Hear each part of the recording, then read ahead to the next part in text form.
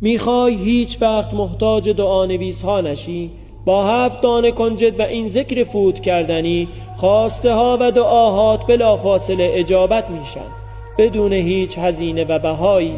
اگه دعاهات بی جواب مونده و به هیچ کدام از خواستهات نرسیدی و صبر شما لبریز شده، وردی فوری و بی رقیب که محدودیتی نمیشناسد، کلید درهای بسته و آخرین پناه کسی که امید نداره و برای غیر ممکنها ساخته شده است.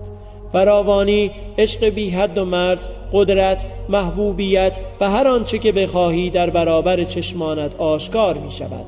7 دانه کنجد را در پارچه‌ای سفید و پاک که هرگز آب ندیده باشد بگذارید و این ورد را آرام بخوانید و به آن فوت کنید.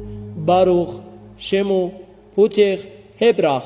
سپس پارچه را با نخ سفید بدوزید و در بلندترین نقطه خانه خود آویزان کنید، طوری که از دید و نگاه دیگران پنهان باشد.